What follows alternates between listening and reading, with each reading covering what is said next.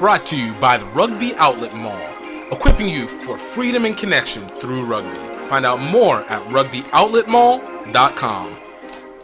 Yo, what's up, everybody? Welcome to another great episode of Grow Rugby. My name is GiftTime Ebelu, and this is the podcast where we speak with people about the opportunities they found, created, taken advantage of, or have used that via rugby. And we have another great guest today, Pat Evans of Front Office Sports. Now, if you've never heard of Front Office Sports, this is an actual sports business I don't want to say blog. It's a sports business media platform where essentially they just track everything that's going on, from TV ratings to what's happening in tech, what's happening in sports engagement, just everything sports and sports business related that's off the field, basically. And Pat had been a regular content creator for stuff about Major League Rugby, particularly when they were doing their Vegas tournament. And I really wanted to bring him on because of the fact that I wanted to get another interesting take into rugby, into the business of sports, and just kind of see what the outside range coming in another perspective of how to utilize and look at rugby outside of our community itself. For me, this was a really fun podcast. I think we laughed a lot. We had a lot of fun with this one. So I think you guys will enjoy listening to this one. It's not the most rugby focused, but there's elements in there that I think can be used for your own personal rugby brands, whether it's club or personal. So I hope you guys enjoy it. I hope you guys take something from it.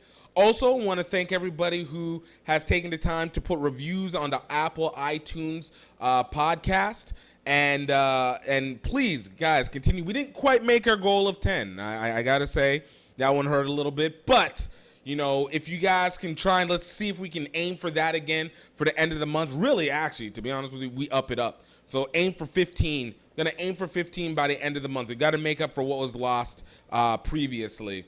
But it's not just to be able to stroke my own ego. It allows this podcast to be found by more people in random places. It pushes it up with the algorithm. And, of course, it allows others to be able to see the support and see what you guys feel and allow them to be able to listen to this and be able to take something from it. Hopefully, value has been taken from this as well, from all our podcast interviews with these great guests and what we even have coming up for the rest of the month. So I hope you guys enjoyed. I hope you guys are having a great new August. Almost the end of summertime, and it's wild. It still doesn't feel like much has changed in terms of what we're able to do, and it looks like it's going to be interesting about the fall sports. It doesn't look like it's going to be happening for most of the universities, but there is good news that World Rugby allowed for October test matches to occur. So for what it's worth, while there might not be as much grassroots rugby happening, it looks like at the elite levels of rugby we'll still be able to have it, and that means there's still always competition and hope for what happens in the spring and moving forward. So I hope you guys enjoy this. I want to leave you guys with another sponsorship. Guys, please go check out Rugby Outlet Mall. We got some great shirts coming up soon. We have some new projects that are coming up soon. But most importantly, we got some great movies that are available through our links and that I think you guys would really enjoy. Obviously, you guys can go check them out through there. You guys can use promo code Grow Rugby for 20% off all Rugby Outlet Mall exclusive gear. And the reason why it's always important to be able to get this gear is we're forming community, not just simply within the rugby pitch, but outside of it. And we want to normalize rugby as a lifestyle both for us and in the mainstream, and this helps us to be able to move forward, of course, being able to provide opportunities, and we're looking to be able to provide opportunities for other people within this industry, because rugby as an industry is rugby as a lifestyle, is rugby on the pitch, is rugby as an identity. So it's going to be really good, really helpful for it. So don't forget Grow Rugby for 20% off all Rugby Outlet gear. That's GREAUX Rugby, 2 words, promo code. Also, please check out Singapore to Tokyo Any Way We Can. The documentary is the one that we made. It's our little ode to rugby. We've had some great reviews from people like Alex Goff of Goff on Rugby, Nia Tapper, who we even had on the podcast. We've had it from Matt McCarthy of Rugby Wrap Up. We've had some great reviews from just a number of people who have been able to watch and enjoy it. And you guys can actually get it at redearthfilms.vhx.tv. That's redearthfilms.vhx.tv. Or you guys can go on to Rugby Outlet Mall and look under movies and TV shows, and it's going to be right there. Singapore to Tokyo Any Way We Can. It's just, I'm telling you, it'll be the best thing that you've watched since COVID, and definitely one of the top rugby documentaries out today. It's such a wide view, and especially from such a personal look through this rugby world, literal rugby world that we have. But in the meantime, guys, I hope you guys enjoy this interview. My guy, Pat Evans, Front Office Sports. Check it out. Grow Rugby, Grow Rugby, Grow Rugby, Grow Rugby, Grow Rugby, Grow Rugby, Grow Rugby, Grow Rugby. Welcome, everybody, to another great episode of Grow Rugby. We got another Eye of the Eyes P guest, Pat Evans, writer for Front Office Sports, beer aficionado, the author of 2 books, Grand Rapids Brewery and Nevada Brewery. Pat Evans. Pat, man, thanks so much for taking the time to come through.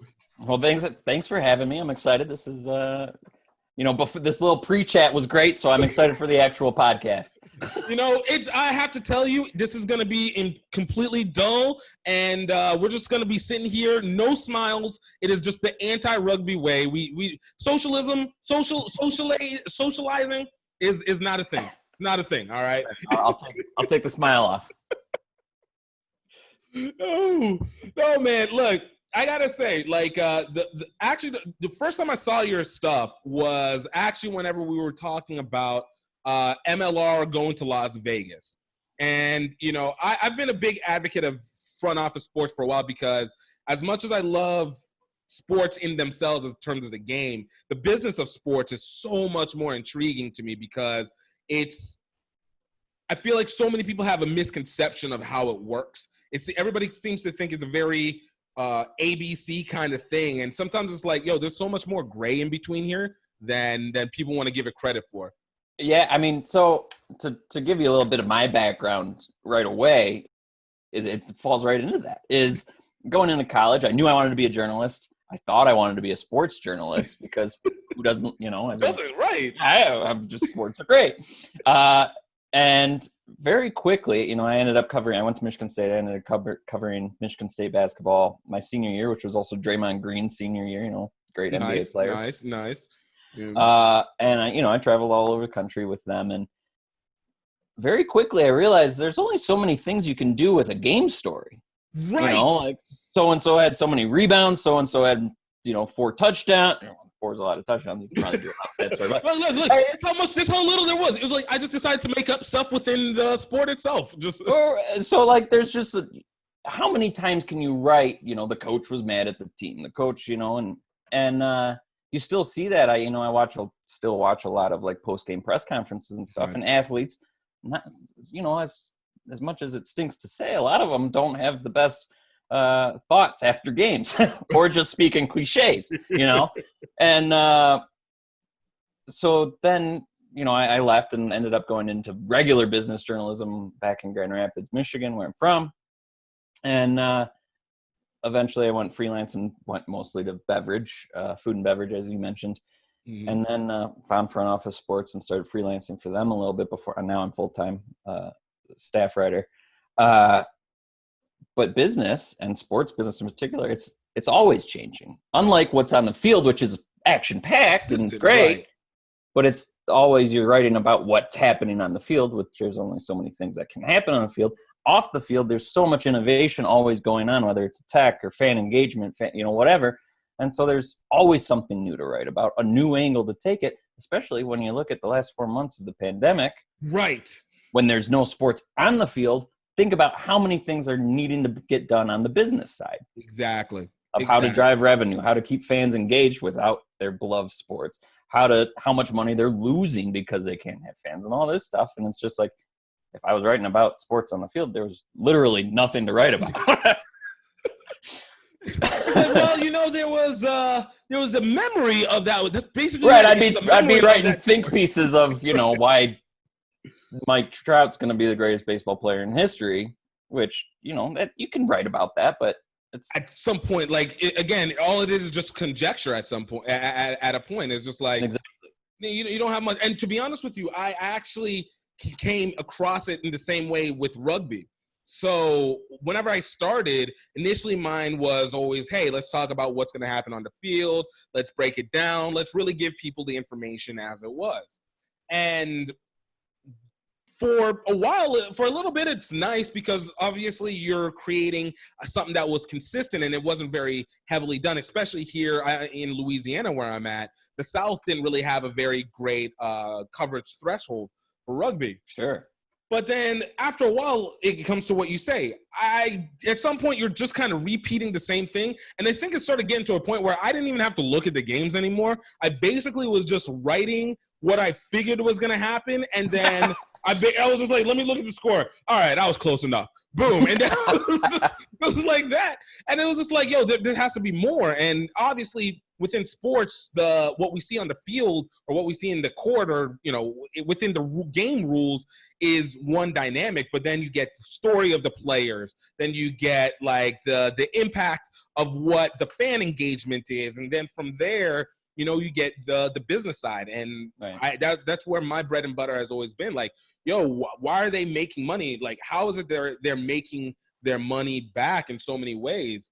And you add to that with what we see every time a player gets a contract, or we look at, whenever we talk, even if it's just negotiations, from the fan side, it always comes off like, oh man, the player's getting screwed. This is the ultimate, this need to pay him whatever he's asking, or we're overpaying him and there's no concept, or we see this huge number or whatever. And it's just like, okay, that's it. But then you look and you're like, well, guys, do you not see what's happening on this other side? This stuff costs money. Money goes to other places, but it's like, how are they getting it? It's not just coming off of a tree as much as we'd like it to. I would like it to.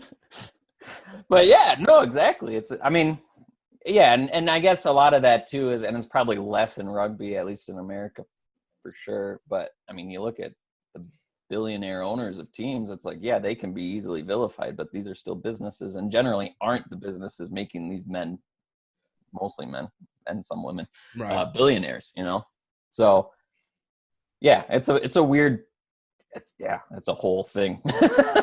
So let me, before we kind of go dive deep, I want to jump into your origin stories. All right, this is your superhero story a little bit more. So you said obviously in college, you take it. I'll take it, but I am no superhero. So you said in college you went from wanting to do doing sports, and moving into the business area. Now, a lot of people would go, okay, you could have maybe just gone into general journalism and wanted to kind of take an overall look. For you, has there always been a sided interest towards business, or did something kind of spark it that direction, or what happened for you? Well, so business wasn't until after college. The basketball coverage was my senior year. So that was kind of like, I'm launching into the world. But during college, I completely switched my major from journalism, which was just basic journalism, to political science.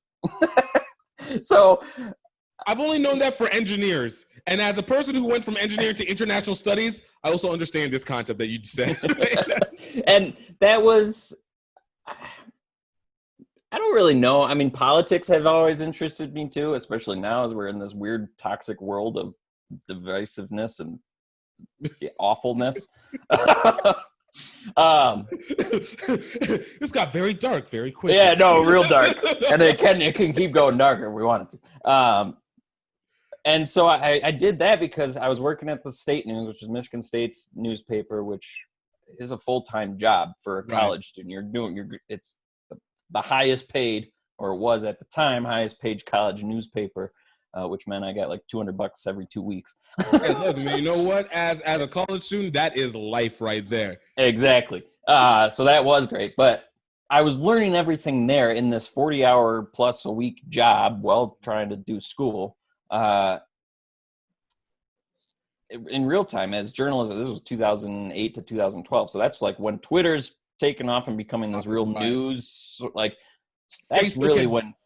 I was going to say Facebook had just gone off from college only to now. Right. So that's when media is starting to turn into the real tech thing that it is now, and probably is the large reason why the politic world sucks now. Well, it's always sucked.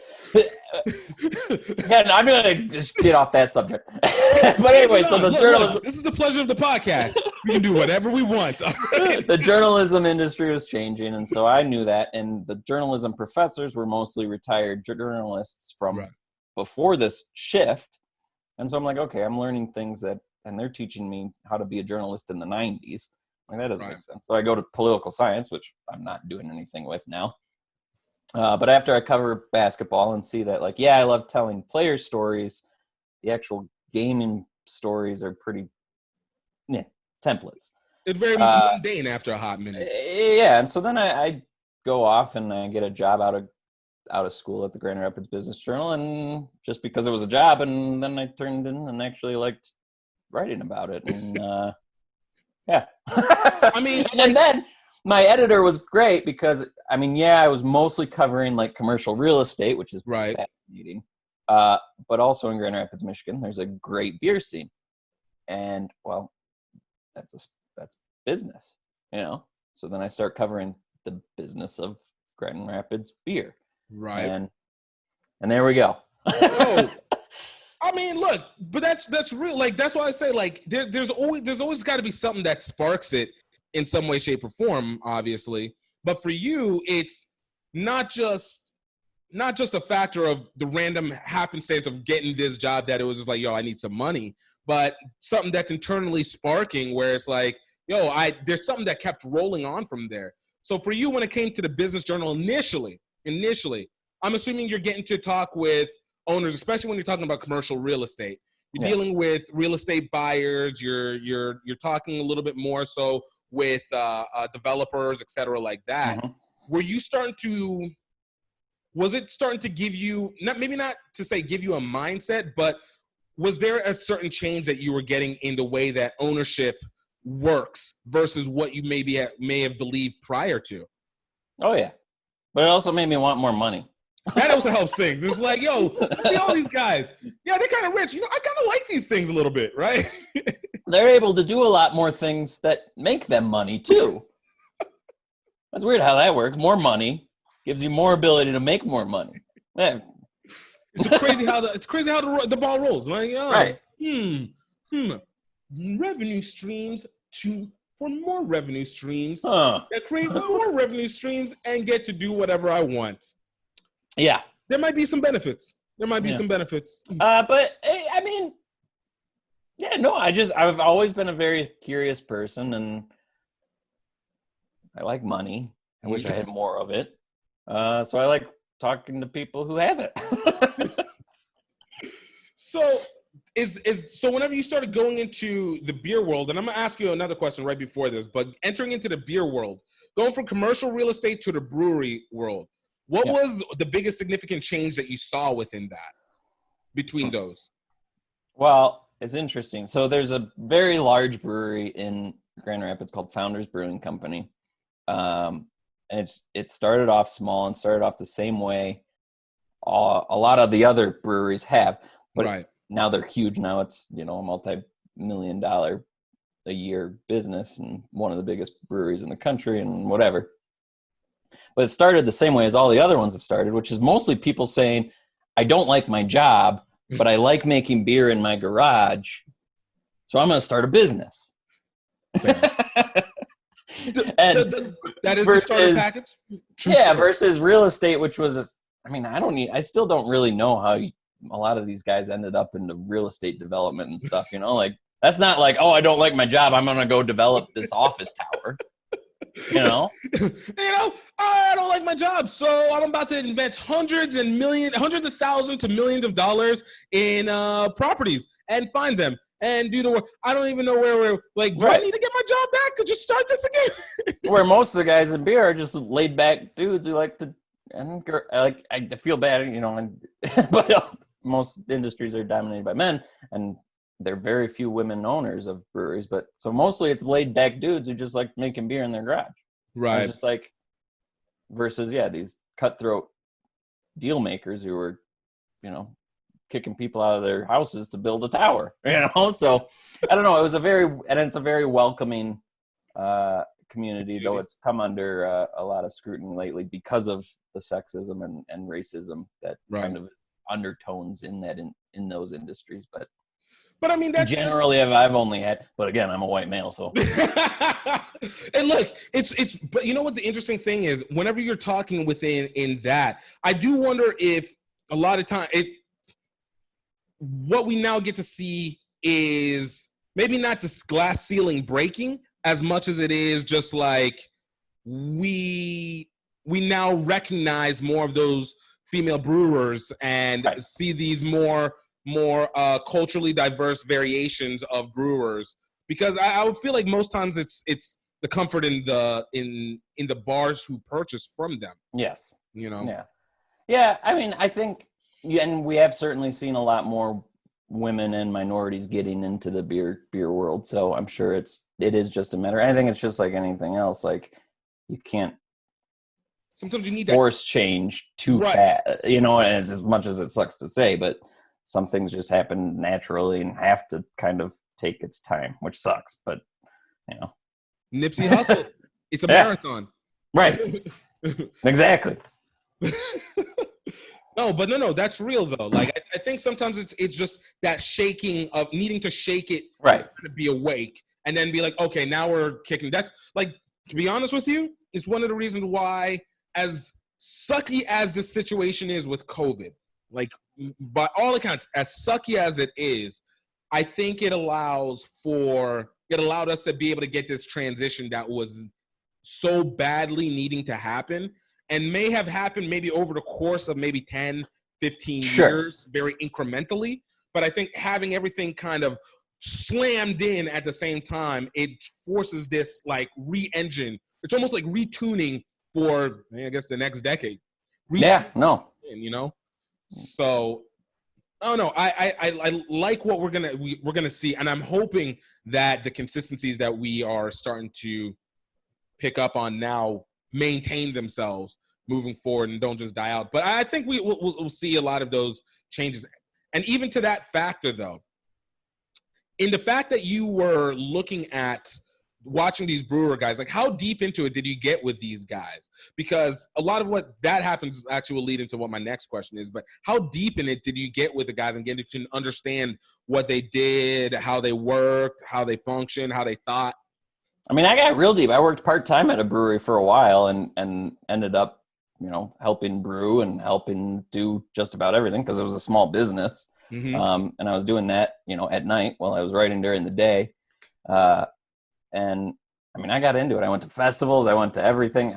I'm to the point now where I'm almost beered out and I just kind of go for the easy drinking light lagers again. I'm a seasonal drinker for sure. You know, and you don't have winter out here in Las Vegas, so I'm mostly drinking stouts when I go home for the holidays. But you know, I drink with the seasons. But I mean, I got so deep into it that I'm like, I don't know. You know, I was there. I was in the back of the places. I can tell you pretty much how breweries work. Right down to perfect.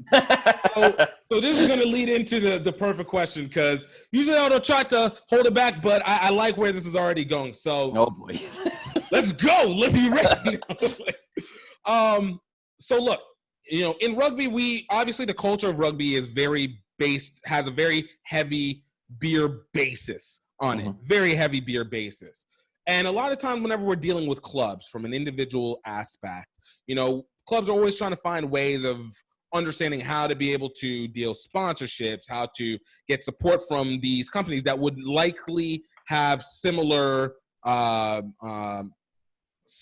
characteristics, similar goals, similar interests, I guess, between them. For you now, having had, especially within this brewery industry, and we'll get to sports business side a little bit later, but especially within this beer and beverage industry, what were some of the things that you guys would look for when it came to distribution for maybe not distribution of the beer, but like distribution of advertising? So utilizing sports, and we can even use, like I said, use rugby as that one. What would make it more interesting for them to utilize a club like that? So what's interesting now is one, I think rugby just needs to grow in America, and then you get the natural connection there of that beer community. Right. Of like, these guys like beer, these women like beer, these people like beer. Let's advertise our beer to them, Right. So I think that's the natural connection. But so the brewery I worked at, it was Mitten Brewing Company, great little brewery in Grand Rapids, and now they've got a couple other tap rooms in Michigan. But it was called Mitten. It was kind of like a double entendre. Michigan is shaped like a mitten. Mitten, right. Little thing. Yeah. Actually, what's funny? They have a Battle of the Mittens game between Michigan State and Michigan Rugby that they do every year. The only reason why the Mittens concept came in, and I'm an Iowa guy too. I was raised in Iowa. Still didn't reckon it. Completely forgot about the Mittens concept until they had presented that. That's pretty cool. But then the two owners also really like baseball, so it ended up being a Detroit Tigers themed brewery. Nice. So the tap room's all Tigers, blah blah blah. And so, as a small business, you don't have a ton of money to go shelling out to sports teams, especially a major league sports team. But in Grand Rapids, there's a single A baseball team called the West Michigan Whitecaps, which actually I'm wearing their hat. Advertise. All right, give me the proper due. Right, exactly. So we ended up starting conversations with them, and they are still. I haven't worked there in 5, maybe 6 years. I don't even remember the last time I worked there, but and they're still a partner of the West Michigan Whitecaps because they've just got this natural baseball thing, but also what goes perfectly with a baseball game. Of course. As long as there's fans at games, which there won't be tonight, which is opening day, which I don't know when this podcast airs, but I'm going to say that anyway. Yeah, I'm normally careful about dates and whatnot, but beer and baseball, beer and sports really in the crowds is perfect. So that was a natural fit for them. But beer is one of the largest sponsorship segments in sports. So I would suggest rugby teams just go talk to their local brewery, which there almost certainly is now, no matter where you go. True story. Be like, hey, we want to foster a community. Like, we're not looking for millions of dollars, hundreds of thousands of dollars. Right. We're just looking for a nice partner who can grow with us. We'll hook it up. Well, I guess I ask in terms of the value. So, like, you talk about with Westminster, with a single A team, what is obviously having the fans there is one aspect, but are they a team that brings in a whole bunch of fans, or what's the value proposition that goes for that brewer company? Yeah, outside of just like, oh, we got fans. Everybody's got fans somewhere. Like, what made them interesting in their aspect? I think it was so. Then the other thing is we had a distribution deal. They still have a distribution deal with the people who do the stadium, and all the beers have baseball themed names. So there's a nice brown ale called Triple Crown Brown. This was right after Miguel Cabrera hit for the Triple Crown for the Tigers. And so it was kind of like a way to get the beer out to a new mass audience without trying to. The Whitecaps, I think they draw probably I don't know, at least 5,000 people a game. Right. So, I mean, they had a big logo right outside the entrance, so everybody would come in and see it. And I don't know. I mean, it's you just kind of have to pick and choose your battles, I guess, as a brewery, as a small brewery, and that was the one we picked. And I don't know, they're still doing it now, six years later, so must be doing well. Must be working a little bit. Yeah, Working I don't know. a tad bit there, you know. And even within that, so whenever you started like being able to, you went all the way into the brew area, all right, and the book itself, it was just basically a history of how these beers are being made, or what? Yeah, I mean, so let's see. I had been covering the beer industry in Grand Rapids for about 2 years, and out of nowhere, I got an email from a publisher, a little niche publisher called the History Press. They were like, "Hey, very subtle, by the way. They're very subtle." I wonder what they write about. We will, and they would just reach out and they were like, "Hey, we're looking for somebody to write a book about the history of beer in Grand Rapids. We know it's a great beer city now. Like, we'd love to have you do that." And I was like, "Oh, that's great. I've always wanted to write a book. What better opportunity as 23-year-old than, no, how old was I? That's regardless. I was early 20s. I'm not gonna do math. It was less than 25, more than 18. Got somewhere in between. Right. Oh, more than 21. Right.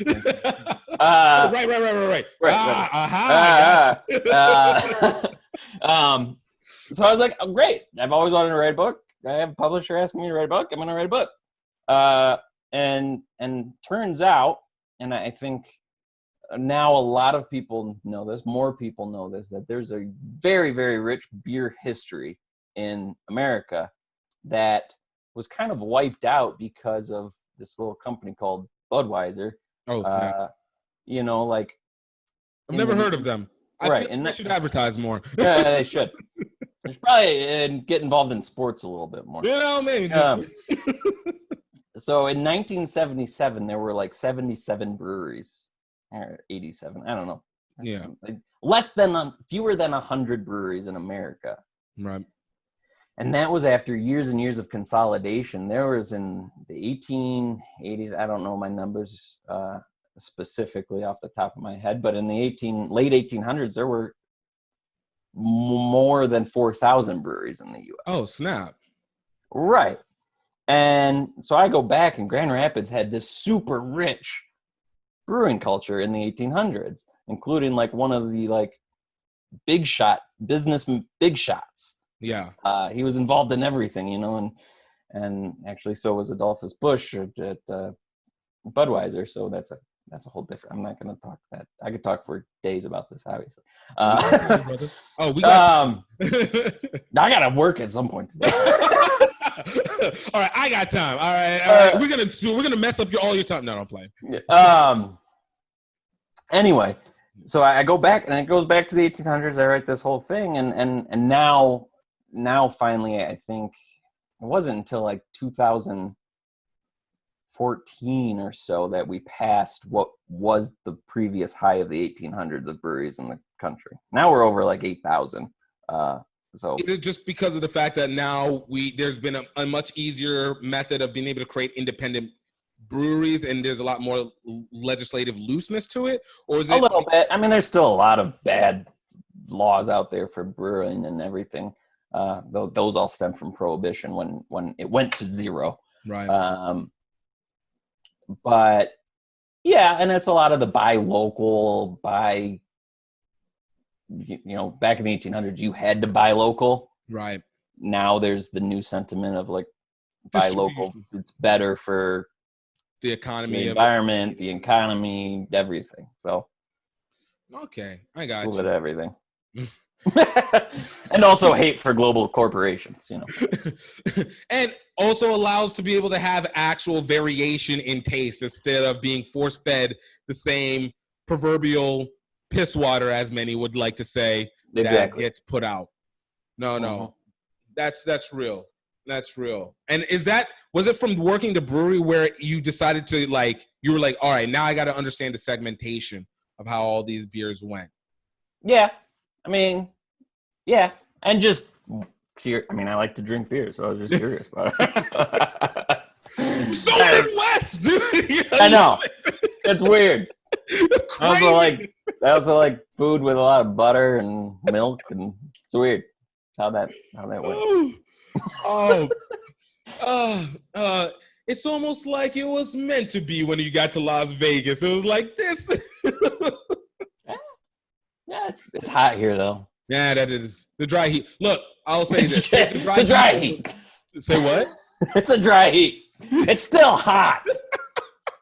I was gonna say, look, as living in one of the swampy, humid That's hellholes of heat, I will take my dry heat. Now, mind you, I do like the fact that my water still stays with me, even if it gets magnified to kill me, but it still stays versus the dry heat where it just kind of evaporates and it's just releasing out of you.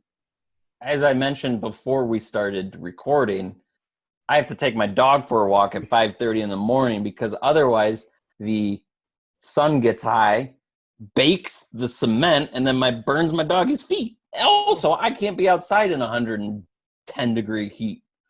Poor guy. In the sun. I could.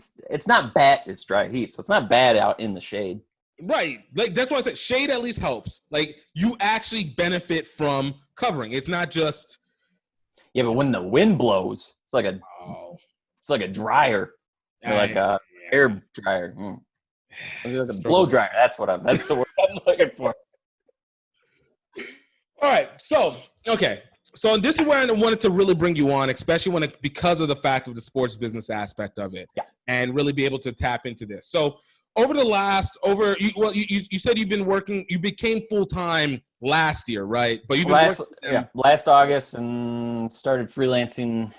As I said, I was mostly freelance about food and beverage, but my girlfriend who works for the Vegas Golden Knights out here in Las Vegas, the whole reason I'm in Las Vegas, she was like, hey, these guys at Front Office Sports are doing some cool things. Like, you should reach out and see if you can write for them. I was like, yeah, that's great. So then I started writing for them, and as they've continued to grow, eventually they were like, hey, do you want to come on full time? I was like, yeah, you guys are growing. You guys are awesome. I love this. I like writing about sports business. And so here we are a year later after going full time, and we're chugging along. Yo. And look, and it says a lot. Because, like I said, I've been reading Front Office Sports for the better part of the last 2-3 years at least. Or 2 years? 2 years, something like that. Around when they first started. But anyways, you dropped a lot of articles when it comes to the ever-developing changes that have happened over the course of just 12 months, alone in that. For you, whenever you're seeing what is happening in sports right now, what is one of the major, I don't want to say major changes, but what is one of the newest, what it seems like the newest benefactors for most sports, major or minor? Because I've also seen you've talked a lot of the minor side sports as well. Yeah. What is one of the biggest changes that's started to help their revenue generation that you've started to see as you've done more and more research? Well, I think, and this is kind of, I'm not even in that topic, I don't think, but it's fresh in my mind because I'm writing about it. I actually had like 5 interviews this morning about it. And I'm sure you've read a lot of these, is in the last year, we've written quite a bit about kind of the tech evolution of fan engagement within the stadium. Right. And COVID has essentially accelerated that, of saying, so one of the interviews I had today said pre-COVID, they do a lot in Europe, so they've got these stats already because Europe handled themselves a little bit better. The adoption rate of mobile apps to use for information in stadium, contactless payment, paperless tickets, whatever, was about 20%. Right. He said now that fans are starting to go back and he used Sweden for the example.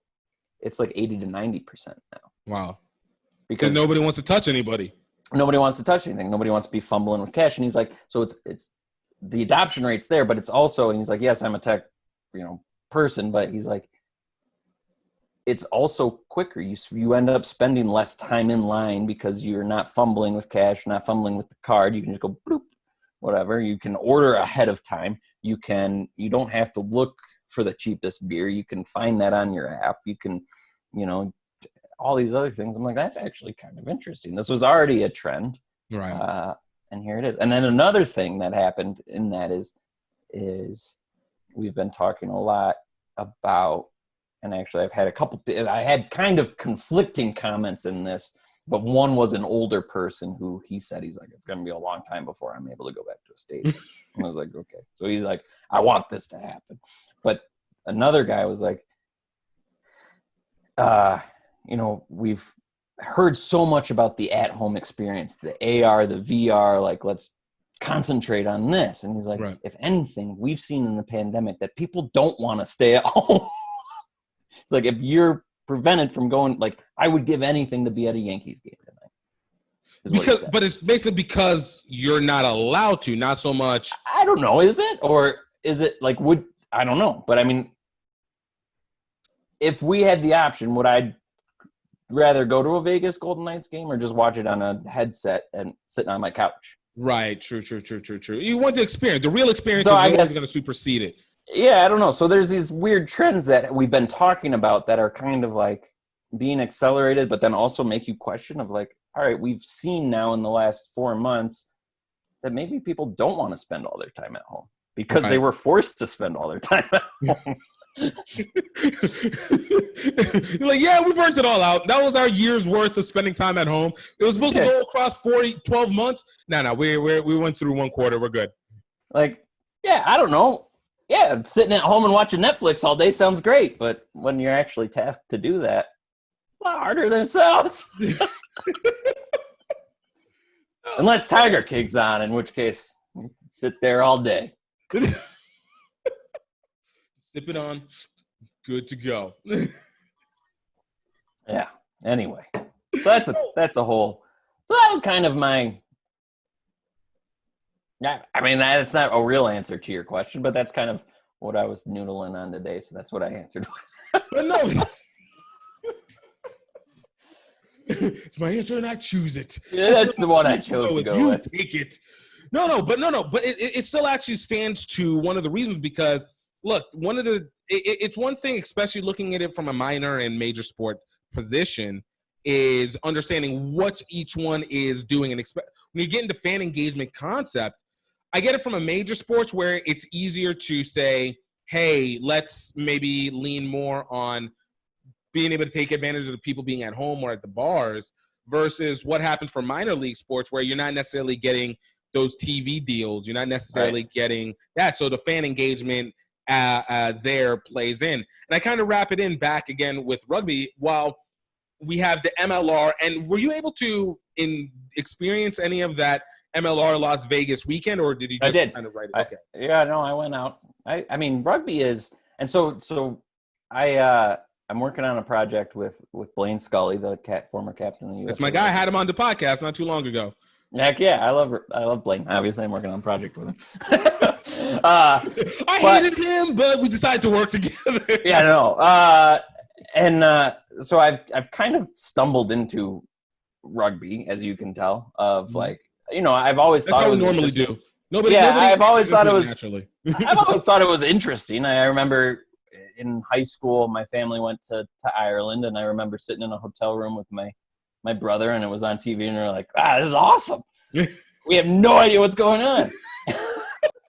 Just a bunch of guys running at each other and throwing a ball backwards.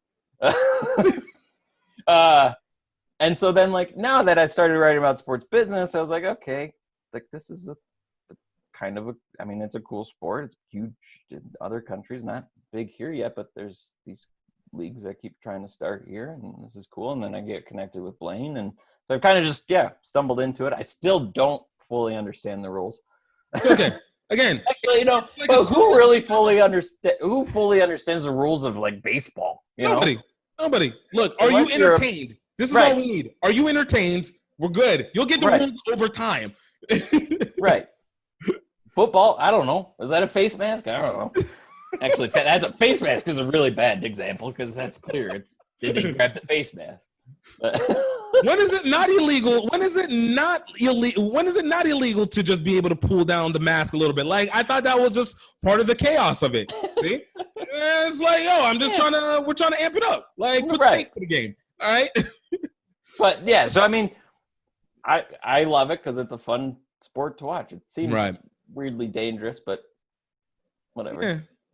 But but so from that engagement with the MLR stuff, like, what was some of the things that obviously you're doing this project with Blaine. Thanks for the breaking on that. We put all the eyes on it now. But maybe I don't know if I was supposed to say that. It's too late. Breaking all that. No, I'm Blaine. But no, being able to see this thing hands on and kind of seeing what they're developing in comparison to what you've seen with these other sports, minor and major. Are you seeing a lot of the tick marks that would kind of denote that they're in the right direction? I think so, and I think they're taking a lot of. I mean, I know they are because they said as much, and they have a lot of the same people, but that they're taking the same notes from the MLS, right? And I don't think rugby will necessarily ever be at the point that soccer is in the U.S. And you look at MLS, and it's still not what it probably should be, right? In terms of popularity. But I think so. I mean, they're doing a lot at the grassroots level, which I think is the biggest thing right now is making sure there's the fans, the future fans. I think that's one of the things that's scary about baseball is I feel like, I mean, I know some major league teams are certainly investing in it, but it seems like youth baseball is kind of dropping off by the wayside. And so that I think kind of is scary. I just wrote a story about, it was a newsletter segment about kind of the valuations of MLB teams possibly dropping by up to 20% in the next year, mostly because of the coronavirus, but it was also suggesting like the labor issues, but then also the future pipeline of talent. Like, how long is baseball going to be? I mean, people have been talking about the death of baseball for decades now at this point, but I mean, is it always going to be this popular sport? There's already stadiums that are empty a lot of the times.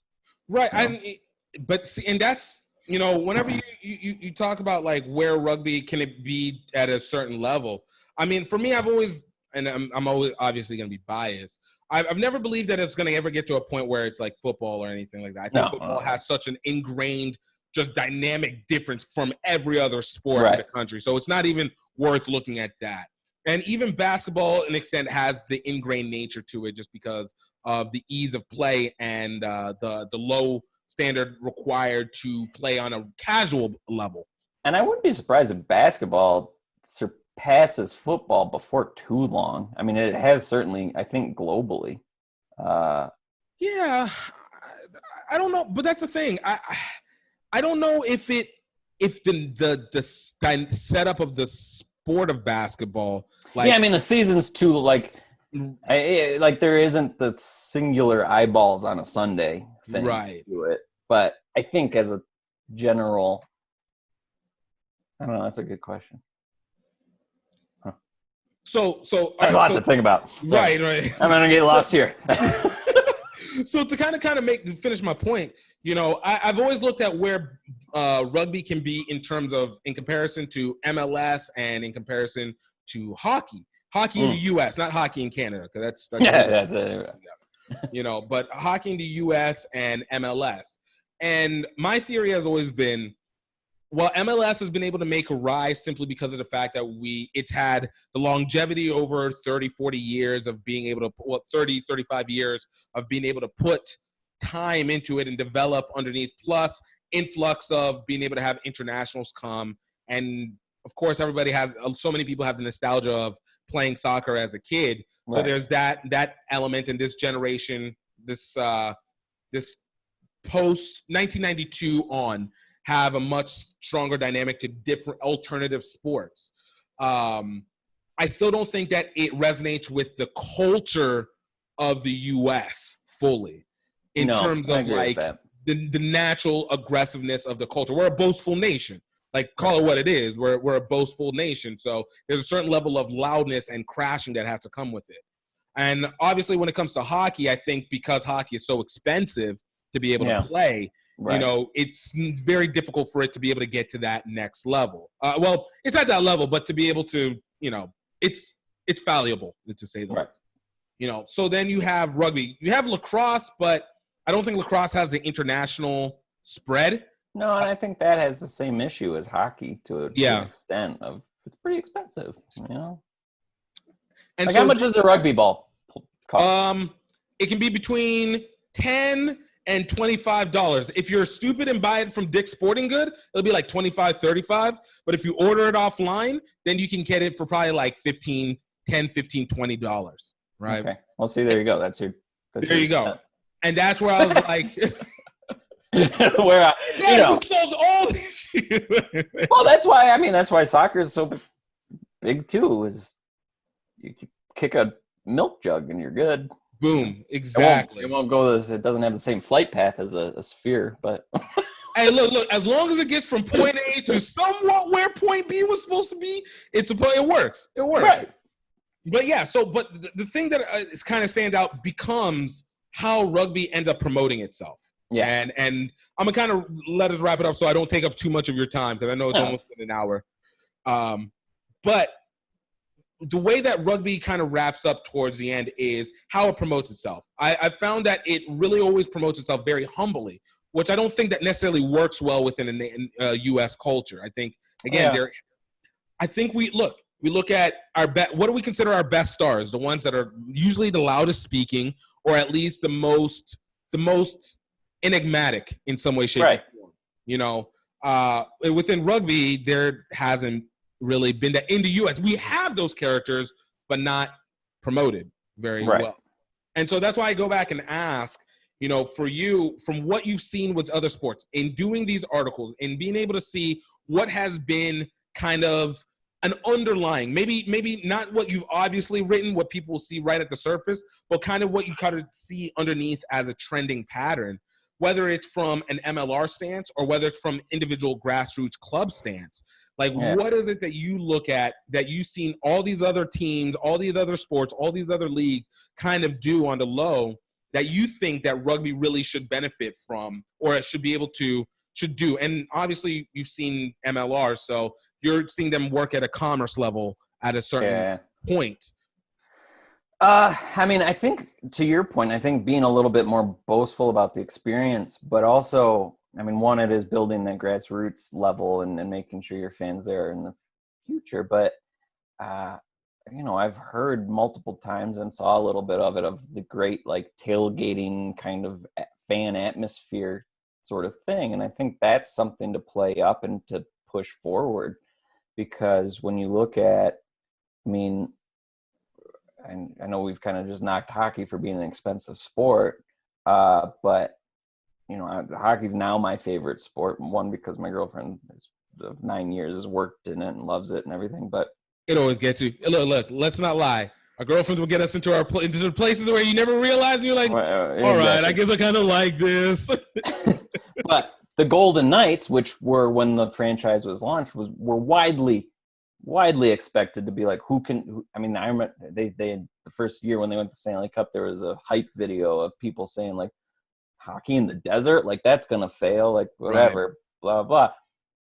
Those games are some of the best events I've ever been to because of how lively they are, the in-game experience, the atmosphere outside the arena, just everybody who's bought into that team for some reason. You know, I mean, the Vegas Born is a slogan because they were expanded here, but we've never had a pro sport. I say we. I moved here for the team, so I was like, wow. Right. But the city never had a pro team, so they fully embraced it. They've made it this community.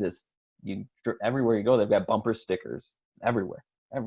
Every car has a bumper sticker. It's crazy, but it's a community. It's this thing, and the game day experience is incredible. It's unlike almost any other sporting event I've ever been to. Right.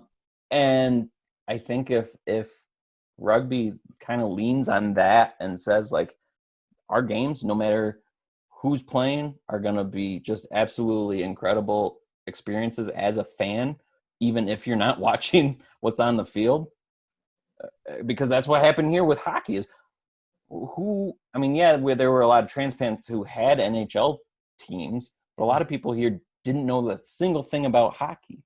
Right. So there still are a lot of these learn to play programs that the team puts on. So an adult, like kind of like just like teaching the basic fundamentals of this sport so that when people watch it, they know what's going on. And I know there's some Major League Rugby teams doing that, but even if you're not watching the hockey game, you're still having one of the best nights you could have in a city full of entertainment options. Right. In non-COVID times, you could do whatever you want. Right. You know? So I think if MLR teams and rugby teams in general just lean on it and say, hey, you come here, you're going to have a family barbecue atmosphere and with, 5,000 of your best friends, that's awesome. No, that's actually really real. That's really real. And I like that because I remember 2 years ago, whenever the Golden Knights ended up winning the championship, right? They did win. Or they didn't win. They lost. They lost, right. They lost in the finals. It was incredible up until that. Oh, my God. It was, yeah. I mean, an expansion team going to the Stanley Cup final, that's crazy. Right. And that was in their second year. That was in their first year. That was their first. Yeah. So I just remember specifically that they had a different intro every single game. Yeah. Every single home game. And being able to do that and just be able to, I guess the virality of it on YouTube stood out, right. And it made them even stand out a little bit, just a tad bit, a tad bit. But that makes a lot of sense. Tell me, let me ask you this, and I'm gonna leave you on this one. What was your best fan experience in sports as a journalist? Because you come in with a much more critical eye than you do as a casual fan. So you got to be a lot more impressed in that element. So, I mean, I feel like it's cheating saying Stanley Cup final game 1 of the Vegas Golden Knights. That's probably cheating because that was insane. So one of the big reasons this team really got the community behind it was right after their first season started, like 5 days right after that shooting here. Right. And so, oh, wow. The fact that this is our first pro team, everything, and I had moved here a month before that. My girlfriend had moved out at the beginning of the summer to help ready the launch. I had to quit my job and do all the putting my things in order. get that setup ready, And so then I moved out here, and then a month later the shooting happens, and then 5 days later this team launches. One of the defensemen, who's kind of a default Vegas local, he had played for one of the minor league teams here and lived here in the off seasons, gives this just awesome speech that just was incredible. And then this team goes on this incredible winning streak. Right. And then they make the playoffs, which that wasn't supposed to happen. Then they make it the Stanley Cup final. That wasn't supposed to happen. So going to game 1 of this team that just has had one of the most incredible sports stories of all time, arguably, that was incredible. My favorite, I think, as a I'm sorry, I'm just thinking. This is a hard question. Yo, I literally saw the thought bubbles actually start to pop up in your head. Because I've gone to a lot of great Michigan State games. But I think it might be the second Cubs game I ever went to. I'm a Cubs fan because growing up in West Michigan, you basically had the choice of being a Tigers fan or a Cubs fan or a White Sox fan. Was it your hatred of Detroit or your? No, I love Detroit. But the Tigers, when I was growing up, were terrible. True story. And the Cubs, while they were terrible, we're on the come up.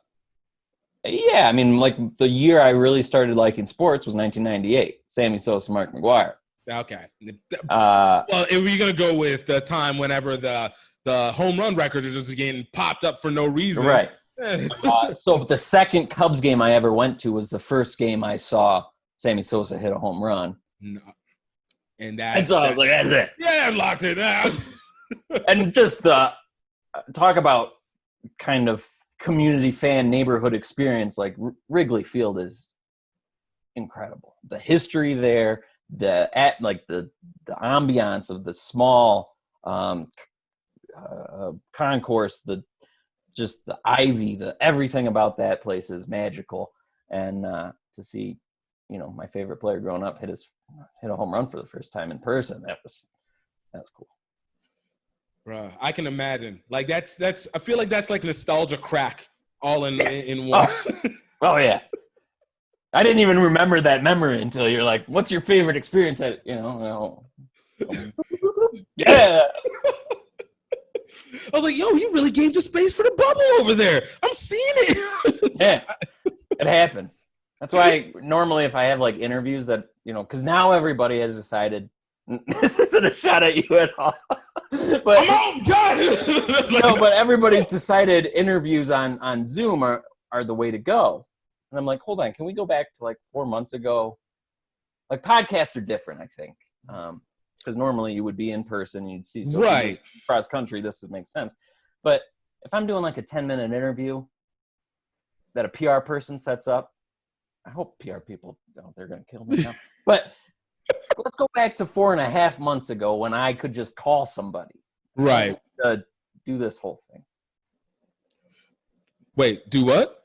Do the Zoom. Oh, yeah. With you, I'll do this all the time. Yeah, but again, podcast different. But I get what you're saying. Like it changes the way that even the dynamic. Look, even for me, like the dynamic of being able to obviously the dynamic of being in person is not just a factor of just being able to see the person, being able to talk, but it's a body language. It's the energy in the room. It's the really being able to mimic the movement. You get a strong substitution, and of course, when it comes to ease of going across the country, it's easier than trying to get a plane ticket and be like, "Hey, yo, can you come through for 10, 15?" Or even if you're doing it on the phone, you don't get obviously the same dynamic of being able to look at somebody in their eyes proverbially. But it's weird though. I agree with you. I don't think it's the way in terms of a natural one, but I think that now that it's an option, I think people will be less reluctant to utilize it versus. Yeah. I don't know, because I always prefer to do interviews in person. Yeah. But I'd also rather do a 10-minute quick interview about, this new ticket program or whatever over the phone versus a video interview. The Zoom, right? Yeah. Whenever it comes to something, because I'm awkward, Yeah, I can get that. Like because it does not. Like, you don't need the eye-to-eye contact to be like, yo, you're essentially asking for facts. It's not asking for necessarily the depth. It's asking for facts. When you want eye-to-eye contact, you want depth. You're like, oh, I want to be able to go through. But, yeah, wait. People are making you have to do Zooms for 10-minute conversations? Yeah. Oh, God. Yo, that's exhausting. I'm not going to lie. So then, so if I've got a day like today where I had like 10 interviews – and I didn't put a shirt on. I mean, I have a shirt on, but not like a collared shirt, which is normally what I would put on to go to a real person interview. You got to go to a professional. That's the whole thing. Look. I love you, PR people, but. Oh, bruh, I'm not gonna lie. I do get that. Whenever you're gonna get the canned answers. It just drives me. I can just watch my energy just die with every response. It's like, come on, guys. Can you break out just a little bit? Next time I come on, I'm only bringing canned answers. And just answering questions with canned answers that are wrong to that question. But it has nothing to do with the question whatsoever. It's actually, just like... Let's plan that for April 1st. Let's do I'm that. here for this.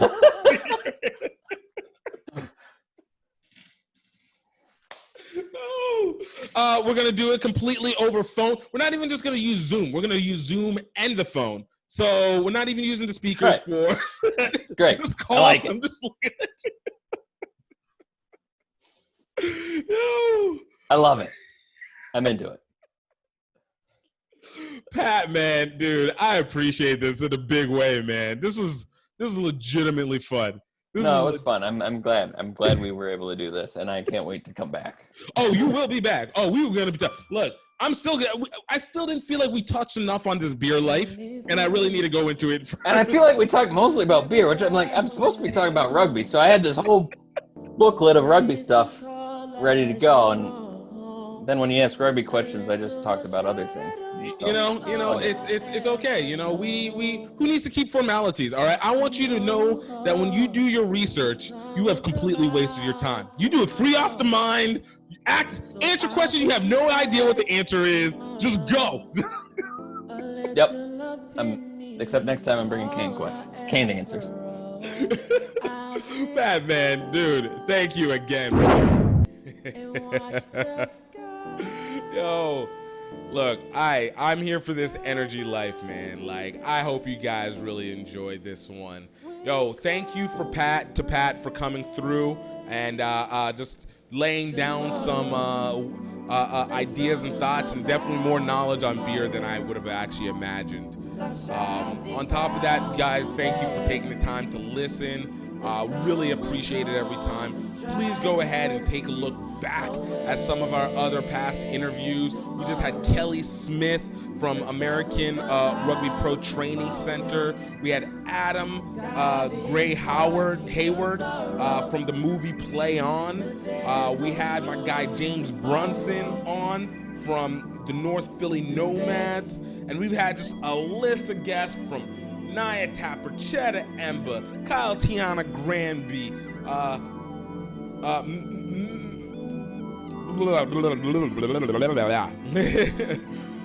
and just a load of people who have come through. Blaine Scully, Phil Thiel. We've had Farrah Douglas. Just a bunch of people coming through, and we got so much more. There's so much great rugby stories and opportunities being presented, and I hope you guys are enjoying it. It is something to just take in. Please check us out on our YouTube page, youtube.com/GiftTime Rugby Network. And otherwise, I hope that you guys stay happy. I hope you guys are staying healthy, and hope you guys know that you are highly favored. You guys have a great one. I'll talk to you next week. Cheers.